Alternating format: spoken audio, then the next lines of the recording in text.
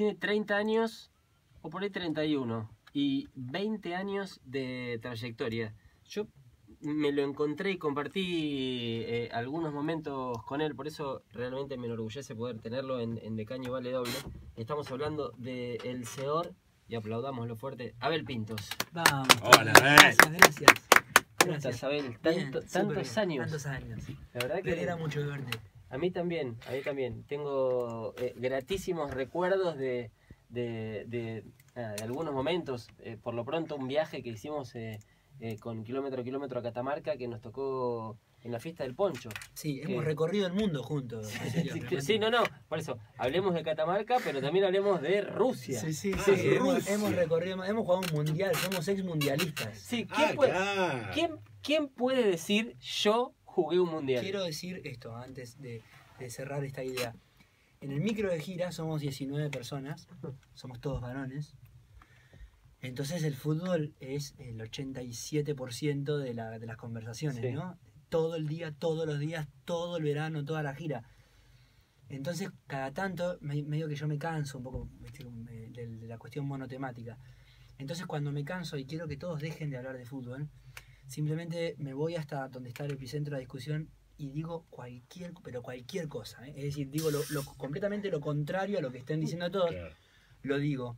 Y entonces cuando me quieren empezar a discutir, les digo, momento, ¿quién de todos ustedes vistió la celeste y blanca en un mundial? No, hay que cerrar. Sí. Y entonces todos se callan la boca y digo, bueno, entonces les agradezco si cambiamos de tema, pues nadie me puede discutir nada. Tal cual, además hay registro fotográfico, audiovisual.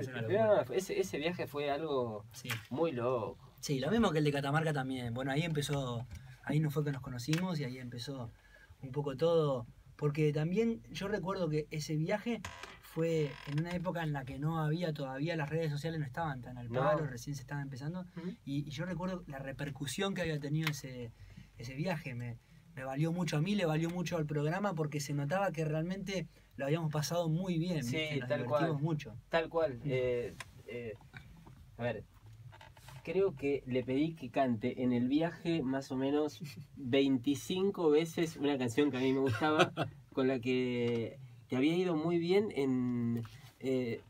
dos te había pedido, Ojos de Cielo y Bailando con tu Sombra. Con tu Sombra. Claro. Ese era del disco más reciente de cuando nos conocimos y Ojos de Cielo era del año 99. Claro, y con una la habías descosido en Viña del Mar. Con Bailando con tu Sombra. Exacto. Y bueno, estaba todo ese furor también, sobre todo en el interior de Argentina, cuando hicimos el viaje y bueno, y cuando fuimos a aquel festival que era el Festival del Poncho, que se estaba llevando adelante, y subimos a cantar, y la gente la cantó, fue todo muy emotivo. ¿Sabés qué? Yo te preguntaba recién antes que comencemos la nota, ¿cuál había sido el punto de inflexión de este nivel de popularidad superlativo que tenés ahora?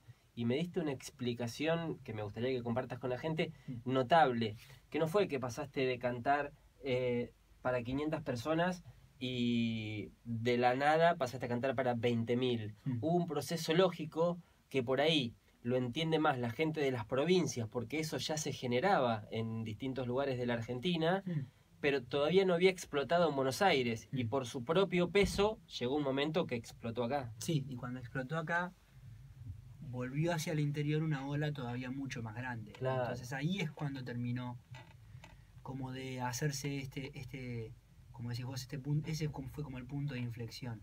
Yo empecé a llenar teatros, sin embargo no vendía discos. Yo tocaba en lugares de entre 800 y 3.000 personas, y sin embargo editaba un disco y se vendían 8.000 discos, 10.000 discos, y entonces era muy difícil explicarle a la compañía, por ejemplo, cuando yo pensaba en una canción, les decía, pero pasa que deberían ir conmigo a los shows del interior para que vean que sí funciona lo que yo creo que va a funcionar. Y era muy difícil. Entonces cuando finalmente Buenos Aires también abrió su puerta, después pasaron como 3 discos más. Yo seguía sucediendo lo mismo. Yo tocaba en el Teatro Ópera 4 veces al año con localidades agotadas. y te voy a decir, no solamente no se vendían mis discos, no se me conocía la cara. O sea, la gente sabía, mi nombre era conocido, pero no se me conocía la cara. Entonces, todo ese proceso es lo que a mí me hace saber muy bien que nada fue repentino, ¿no? Nada fue un día para el otro. Entonces, cuando grabé Revolución, ahí recién tuve mi primer disco de oro. Entonces, ahí recién metía 4.000 o 2.000 personas de promedio por concierto y vendía 20.000 discos, ¿no? O 40.000 discos. Ahí Ahora, empezó a caminar o a combinarse de otro modo la ecuación. claro, cuando yo empecé a vender discos y a tener mis galardones y tal, se me empezó a tener en cuenta más como la parte marketinera en los medios, la parte marketinera de los medios de comunicación, porque los medios de comunicación siempre fueron muy amables conmigo, siempre me dieron buenos espacios, pero hay una parte marketinera que es la que al final termina siendo más notable o llamando más la atención de todo el mundo. Y eso sucedió con Sueño Dorado. Grabo Sueño Dorado, que es un disco en el que festejo 15 años de carrera discográfica, reversiono canciones de toda mi carrera, y entonces se juntaron en un solo disco 8 o 10 canciones que ya eran un hit en el interior, y entonces la compañía se encontró en Buenos Aires También con un disco con 8 singles, ¿no? Claro. Entonces ese disco pasó de vender 40.000 el anterior a 200, ya va en el orden de las 200.000 unidades, ¿no? Y ahí ya se hizo el quiebre definitivo y empezó a tocar en lugares muy grandes. Y vos también hiciste un quiebre en cuanto al tema de las redes sociales. Yo recuerdo haberte empezado a seguir en Twitter o al tema del marketing. No digo que lo tenías en un comienzo de tu carrera abandonado, pero por ahí prestabas más atención a lo que decía una canción, a las emociones y demás. Digo, bueno, ahora ni hablar de la cantidad de seguidores que tenés en Twitter, pero yo empecé a seguirte cuando tenías 1.300 seguidores. Claro. Y también se produjo una explosión a ese nivel, a nivel marketing, a nivel redes Sí. sociales, a nivel... A ver, hay pocos artistas que traspasan las fronteras y logran una especie de globalización, por lo pronto panregional, si querés. Bueno, y lo lograste. Sí, yo pienso que mi generación tiene una ventaja, que estamos en el medio de lo analógico y lo digital. Sí. Entonces mi generación conserva el romanticismo de las cosas hechas artesanalmente, y recibió la instrucción y recibimos la instrucción constante de cómo difundir masivamente eso que sabemos crear artesanalmente también. ¿Se entiende lo que quiero Sí, decir? perfecto. Entonces, Perfecto. Si tomás esas dos cosas, y es una bomba. Sí, es una buena situación. Twitter, yo empecé a usar, aprendí a usar Twitter cuando todos estábamos aprendiendo a usar Twitter. Entonces, la conexión fue genial e inmediata, porque yo no sabía, yo aprendí a usar los hashtags al mismo tiempo que en mi público mismo. O sea, yo les enseñé y ellos me enseñaron también. Claro. Entonces, ahí se logró una de vos no me estás verseando. O sea, el público nunca pensó, bueno, a vos te agarró. Por ejemplo, el público que me sigue en Twitter nunca pensó que mi cuenta la maneje otra persona. ¿Por qué? Porque le vieron tantos errores hasta que le agarré la mano que dijeron, es imposible que sea un tipo experimentado. No, hay un tipo que está peleándose con el teléfono todo el día, ¿viste? Ver, ahora me manejo muy bien, pero bueno, a base de experiencia. Y en términos de eso que decías de la tecnología analógica a lo digital, veo que te manejas con in-ears ahora, ¿no? Con los auriculares. Sí. ¿Te acostumbraste?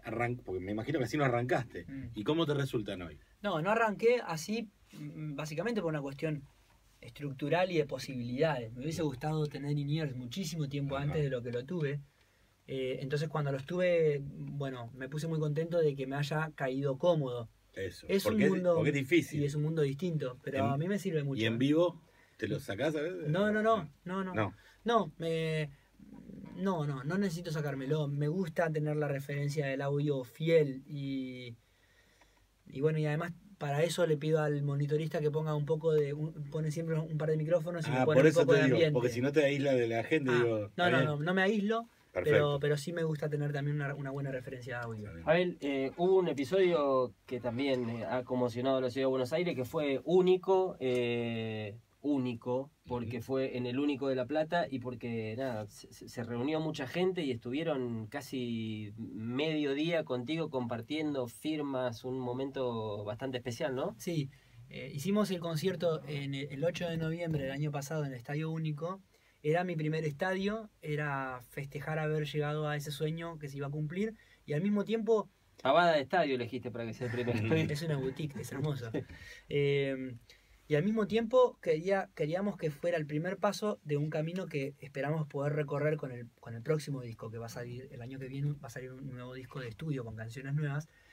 Y me gustaría poder presentarlo en el circuito de los estadios de Argentina para terminar de completar esta intención de invitar a la música popular, de poder instalar la música popular en los estadios, ¿no? Porque pareciera que estuviera un poco seleccionado para solo artistas internacionales o rock los estadios, ese circuito.